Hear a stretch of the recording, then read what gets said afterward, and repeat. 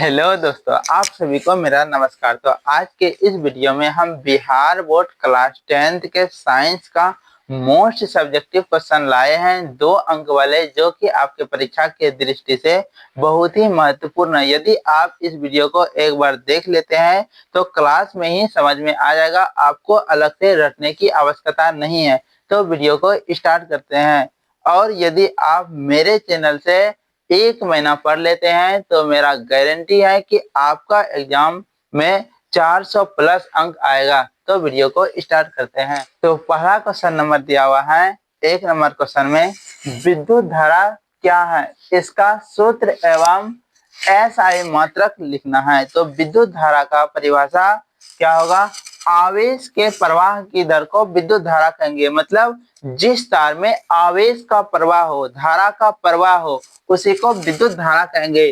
जिस तरह से ये तार है, इसमें से अगर धारा प्रवाहित होगा तो उसी को कहेंगे विद्युत धारा।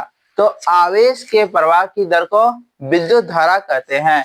तो आगे वो कह रहा है कि इसका सूत्र, तो विद्युत धारा बराबर सूत्र होता है विद्युत धारा। विद्युत धारा बराबर सूत्र, विद्युत धारा को आई से सूचित करते हैं। विद्युत धारा बराबर सूत्र होता है Q/T। तो Q क्या है? Q आवेश है और T क्या है? समय है। Q को आवेश कहेंगे, Q आवेश है और T क्या है? T समय है। और क्या पूछ रहा है? और इसका एसआई मात्रक बताना है। तो विद्युत धारा का एसआई मात्रक होता है एम्पियर। तो इस प्रश्न में जो पूछ रहा था कि विद्युत धारा क्या है एवं इसका सूत्र और एसआई मात्रक, तो जिसमें जिस तार में आवेश का प्रवाह होता है उसी को विद्युत धारा कहते हैं। विद्युत धारा बराबर सूत्र होता है Q/T और इसका एसआई मात्रक होता है एम्पियर। मतलब विद्युत धारा को एम्पियर से मापते हैं। तो 1 नंबर क्वेश्चन क्लियर हो गया होगा आप लोगों को। दूसरे प्रश्न की ओर चलते हैं। तो दूसरा प्रश्न दिया हुआ है प्रतिरोध क्या है, इसका सूत्र एवं एसआई मात्रक लिखें। प्रतिरोध का हमें यानी कि परिभाषा बताना है। तो प्रतिरोध का मतलब हुआ इस तार में, ये एक तार है, इसमें धारा का विरोध कर, मतलब ये धारा प्रवाह हो रहा है, यदि इसको कोई रोकता है, यदि इस धारा को जाने में कोई रोकता है, विरोध करता है, तो उसी को कहेंगे प्रतिरोध। तो वही परिभाषा लिखे हैं, किसी चालक का वह गुण जो विद्युत धारा के प्रवाह का विरोध करता है, यानी कि जो विद्युत धारा के प्रवाह को जाने के रोकता है, मतलब विद्युत धारा को पार नहीं होने देता है, तो उसी को कहेंगे प्रतिरोध। प्रतिरोध बराबर, प्रतिरोध को आर से सूचित करते हैं। आर बराबर सूत्र होता है V/I। V क्या हुआ है? विभवांतर, और I क्या है? धारा। और प्रतिरोध का ऐसा मतलब होता है ओम। प्रतिरोध का ऐसा मतलब हो गया ओम। तो दूसरा प्रश्न भी आप लोगों को समझ में आ गया होगा कि पूछ रहा है कि प्रतिरोध जो धारा को जाने से रोकता है, मतलब जो तार में अगर धारा प्रवाहित होता है, अगर कोई रोकता हो, कोई विरोध करता हो, तो उसी को कहेंगे प्रतिरोध। प्रतिरोध बराबर सूत्र होता है V/I और इसका एसआई मात्रक होता है ओम। तो दूसरा प्रश्न भी आप लोगों को क्लियर हो गया होगा। तो तीसरा नंबर प्रश्न दिया हुआ है, उत्तम ईंधन क्या है? हमें बताना है कि उत्तम ईंधन क्या होता है। उत्तम का मतलब क्या होता है? ईंधन मतलब होता है जलावन, और उत्तम का मतलब होता है अच्छा। मतलब जिस ईंधन का, यानी कि ईंधन का मान आचरण अच्छा हो, वही हमारा उत्तम ईंधन के अंतर्गत आएगा।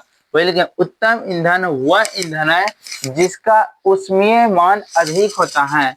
ऊष्मीय मान मतलब अगर ये जलता है तो अधिक मात्रा में ऊष्मा उत्पन्न करता है, यानी कि अधिक मात्रा में हीट होता है। वही लिखे जिसका ऊष्मीय मान अधिक हो, और जो सस्ता और आसानी से उपलब्ध हो। मतलब जो ईंधन अधिक सस्ता हो, मतलब पूरा सस्ता हो और आसानी से उपलब्ध हो हमें, यानी कि वो उपलब्ध भी बहुत आसानी से हो, वो उत्तम ईंधन का लक्षण होगा।